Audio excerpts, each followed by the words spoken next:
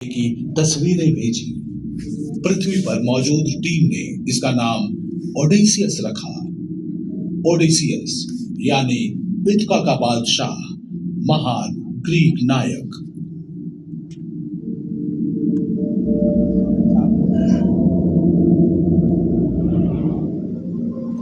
शनि ग्रह के भ्रमण के अंत में वॉयेजर 2 ने ग्रह के अत्यधिक गुरुत्वाकर्षण बल का उपयोग करके गति प्राप्त की और अपने अगले गंतव्य की ओर बढ़ चला, जो था रहस्यमय बर्फीला विशाल यूरेनस।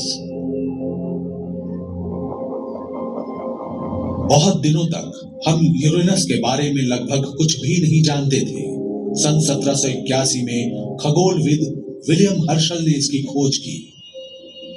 यूरेनस वास्तव में कैसा था, ये जानने के लिए 2 शताब्दियों से अधिक का समय लग गया। 24 जनवरी 1986 को वॉयेजर 2 जा पहुंचा यूरेनस के पास। मिली और भी जानकारियां। उस यात्रा के पहले क्षण से हमारी आंखों के सामने था एक सुंदर सा ग्रह। यूरेनस ठंडा है, इसका वातावरण 0 से 224 डिग्री सेल्सियस नीचे है। इसका रंग हल्का नीला है और ज्यादातर हाइड्रोजन और हीलियम से बना है। वॉयेजर 2 ने यूरेनियन के उपग्रह मिरांडा का विशेष अध्ययन किया। ये मिरांडा के बहुत ज्यादा करीब पहुंचा। इसके द्वारा ली गई क्लोजअप तस्वीरों में छिपी थी आश्चर्यजनक विशद जानकारियां। अपेक्षाकृत छोटे मिरांडा की सतह है विविध और अद्वितीय। इसके लहरदार मैदान गड्ढों से भरे हुए हैं और विशाल दरारों, घाटियों और ढलानों के एक जाल से घिरे हुए हैं। ऐसा लगता है कि मिरांडा का अतीत हैरत अंगेज और हिंसक था। ये एक जोरदार टक्कर से चकनाचूर हो गया। बाद में गुरुत्वाकर्षण ने टूटे हुए टुकड़ों को एक साथ वापस खींच लिया और मिरांडा का पुनर्जन्म हुआ। वॉयेजर 2 ने यूरेनस परिवार के पास केवल कुछ दिन बिताए, फिर इसने गति पकड़ी और यूरेनस के गुरुत्वाकर्षण ने इसे इसकी अंतिम यात्रा की ओर उछाल दिया, नेपच्यून की ओर, एक और विशालकाय बर्फीला ग्रह। केप कैनवरल से लॉन्च होने के 12 साल बाद वॉयेजर 2 अगस्त 1989 में नेपच्यून के पास पहुंचा। उस दौरान इस यान ने सौर मंडल के बारे में हमारे ज्ञान को और भी समृद्ध किया। अब समय आ गया था अंतिम खोजों से भी आगे बढ़ने का। नेपच्यून का परिवर्तनशील वातावरण और आश्चर्यजनक मौसम परिवर्तन पहली खोज थी जिसने वॉयेजर टीम का ध्यान आकर्षित किया। गहरे अंतरिक्ष की अत्यधिक ठंड में नेपच्यून के उग्र मौसम को बढ़ावा देने वाली ऊर्जा की उम्मीद शोधकर्ताओं को नहीं थी।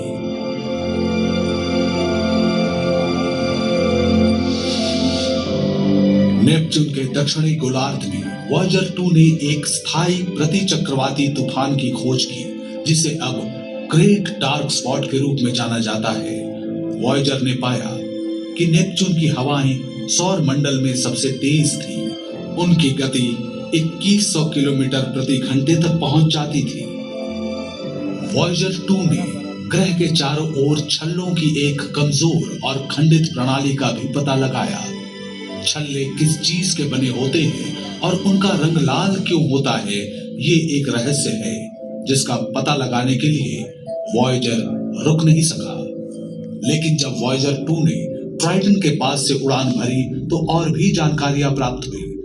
ट्राइटन सौर मंडल का एकमात्र बड़ा उपग्रह है जो प्रतिगामी कक्षा वाला है।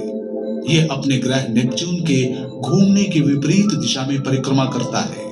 वैज्ञानिकों को लगता है कि ट्राइटन का असामान्य परिक्रमा पथ साबित करता है कि यह कभी अपने आप में एक बौना ग्रह था। वे मानते हैं कि लाखों साल पहले यह भटक कर नेपच्यून के पास आया और इसके विशाल गुरुत्वाकर्षण की चपेट में आ गया। उस प्रतिगामी कक्षा का अर्थ है कि ट्राइटन हर पल ऊर्जा खो रहा है। जल्दी हो या देर से ये नष्ट हो जाएगा।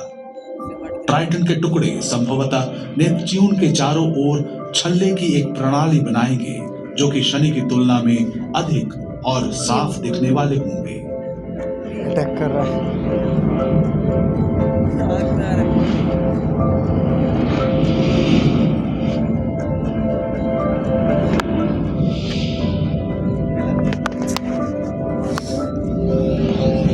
वॉयेजर ने यह भी पाया कि ट्राइटन सौरमंडल की सबसे ठंडी वस्तुओं में से एक है। इसकी सतह का तापमान 0 से 235 डिग्री सेल्सियस नीचे चला जाता है। ट्राइटन के दक्षिणी ध्रुव के पास कुंड से निकले झरनों की एक श्रृंखला देख वैज्ञानिक हैरान रह गए, जो सतह की बर्फ की दरारों में से नाइट्रोजन और धूल उगलती है। इसे क्रायोवोल्केनिक गतिविधि कहा गया। धुएं के गुबार इतने शक्तिशाली होते हैं कि वे सतह से 8 किलोमीटर ऊपर तक पहुंच सकते हैं। इस सौर मंडल से होते हुए वॉयेजर 2 की यात्रा के अंतिम पड़ाव थे नेपच्यून और उसके उपग्रह। अब ये भी अपने जुड़वां यान की तरह सूर्य और ग्रहों के हमारे सौर मंडल के बाहर जा रहा था।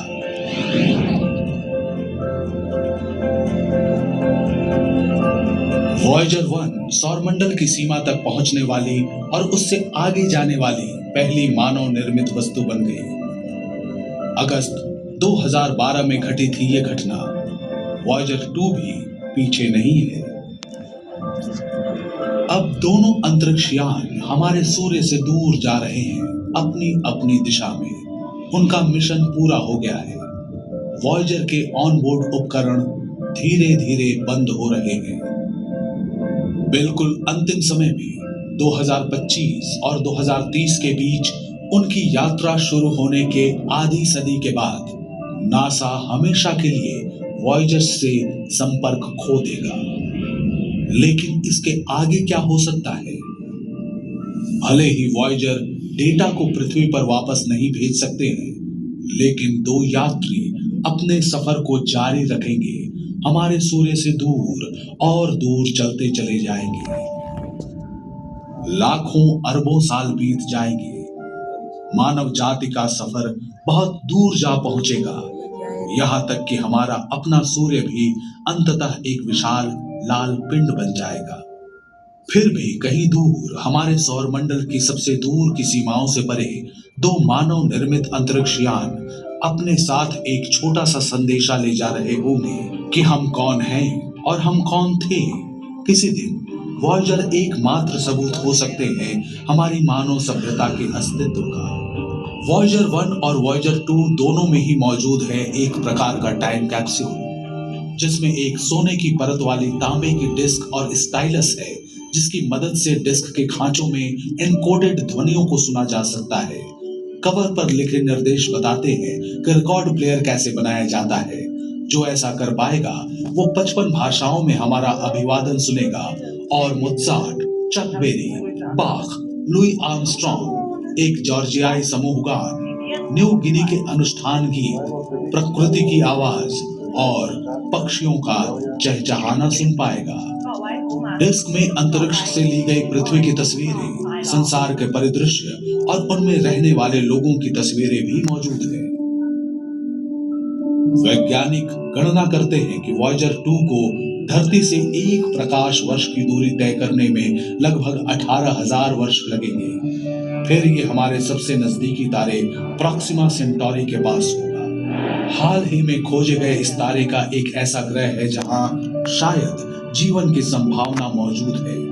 हो सकता है उस समय तक मानव जाति को तारों तक जाने का एक तेज रास्ता मिल जाए, जिसके बारे में वॉयेजर्स के बनाने वालों को पता नहीं था। और संभवतः कभी न कभी वे वॉयेजर्स उन बुद्धिमान प्राणियों की खबर देकर अपनी यात्रा पूरी करेंगे, उन प्राणियों की खबर जो हमारी ही तरह चाहते हैं सितारों तक पहुंचना।